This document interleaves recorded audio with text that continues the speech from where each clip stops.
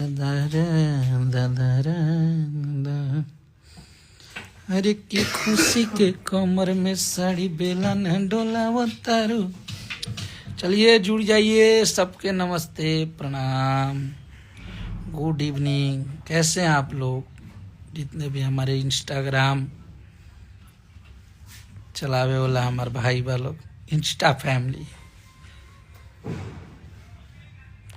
और आप लोग के बहुत दिन बाद लाइव भइल बनी आप सबसे बात करे खातिर। रवि भाई कैसे हैं? नमस्ते। रील के किंग हमारे रुद्रांश ऑटोमोबाइल के रवि भाई। चलिए आप लोग को बहुत प्यारा प्यारा अपडेट भी दे देंगे, और इतना गाना बजता आप लोग बजावत नहीं, ओकरा खातिर धन्यवाद भी बा।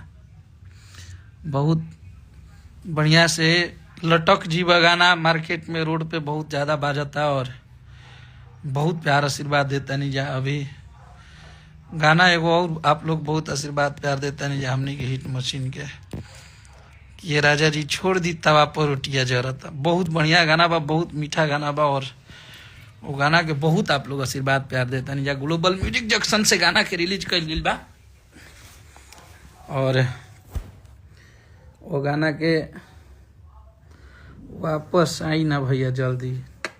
बिल्कुल बिल्कुल धमाका पे धमाका होगा भाई, और आप सबका आशीर्वाद प्यार रहा तो सब कुछ बहुत जल्द सॉर्ट आउट है। और हम लोग फिर से आप सबके लिए अन्नपूर्णा फिल्म से एक तबाही लेके आएंगे, और बहुत बढ़िया बढ़िया तगड़ा तगड़ा तबाही। हमारे भाई निखिल श्रीवास्तव बहुत बढ़िया गायक, हमारे मित्र। और आप लोग के बता देता नहीं कि अब की पारी हमनी के जाड़ा के भी वो बहुत बढ़िया तगड़ा गाना लेके आवत नहीं जा, जौन की आप सब सुनब जाता, एकदम फुली फनी और बहुत तगड़ा गाना बा। आप सबके बहुत अच्छा लगी, आप सबके हिट मशीन जी वही, आपके भाई टीम वही है, जोड़ी वही है, नेहा जी गाई हैं इस गाने में हमारे हिट मशीन के साथ।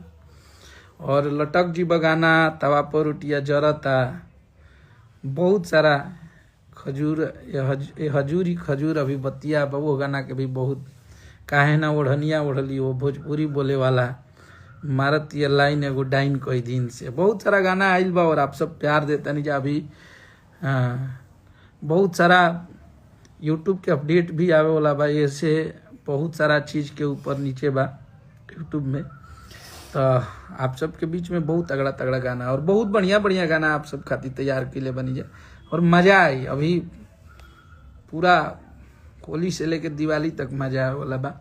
बस सब कुछ सही तरीका से हो जाओ, और बहुत बढ़िया बढ़िया गाना आप सबके सुने के मिली एकदम। आप सब भरोसा रखी।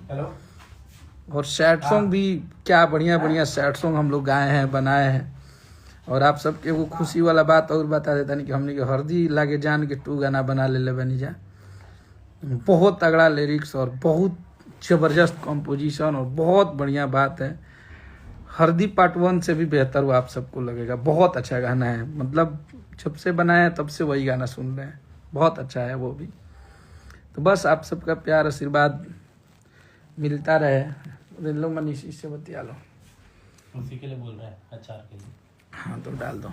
तो बस आप सब आशीर्वाद प्यार बनाए रखिए, और एक से एक आप सबके गाना सुनावत। यानी तवा पर रोटियां जरता है, राजीव शर्मा। मान जीवो कि ना मान जीवो? सुना होगा तू क्या? मान जीवो कि ना मान जीवो तू? क्या मनवा दी? बहुत तगड़ा डंस सिनेमा के टीजर भी आइल बा, वो करा के भी आप लोग गजब प्यार देनी जा। हर जगह आप सबके हिट मशीन के बहुत सारे गाने, और एगो हमारे अन्नपूर्णा फिल्म पे हमारे अरविंद अकेला कल्लू जी के अभी गाना आप लोग बहुत